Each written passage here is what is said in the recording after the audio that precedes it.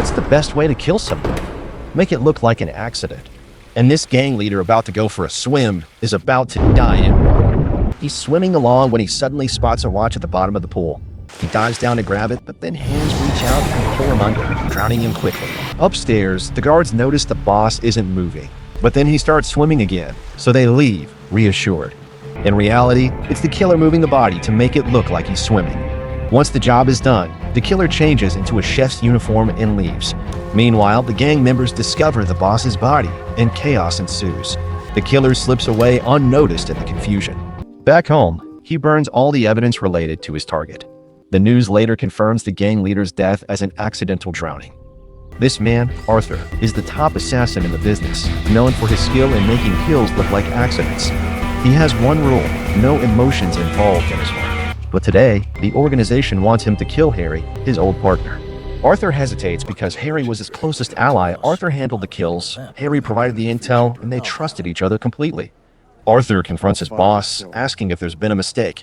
The boss explains that 5 agents were recently sent on a mission, and all 5 died. He suspects a traitor in the organization, and Harry's recent bank records show a $20 million deposit, proof of his betrayal.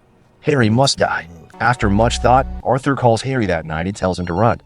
He instructs Harry to bring scissors and a gun, cut the power, take the service elevator, and escape through the stairs. Following the plan, Harry reaches the parking lot, only to find his car sabotaged. He realizes he's been set up. Arthur never intended to let him go. He just wanted to avoid the cameras.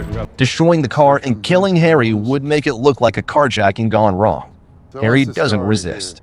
He hands his gun to Arthur and is shot dead. Soon, Harry's son, Steve, learns of his father's death. Steve, a reckless young man who spends his days drinking and causing trouble, is filled with rage and grief.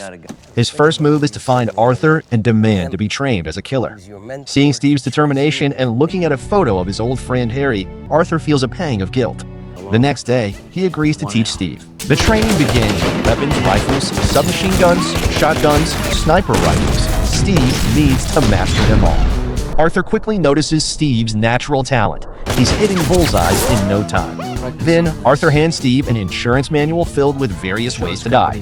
Steve must memorize them all to create convincing accidents. Once the training is complete, it's time for Steve's first real mission. If you're hooked on this story of betrayal, revenge, and the making of a killer, don't forget to subscribe for more thrilling tales.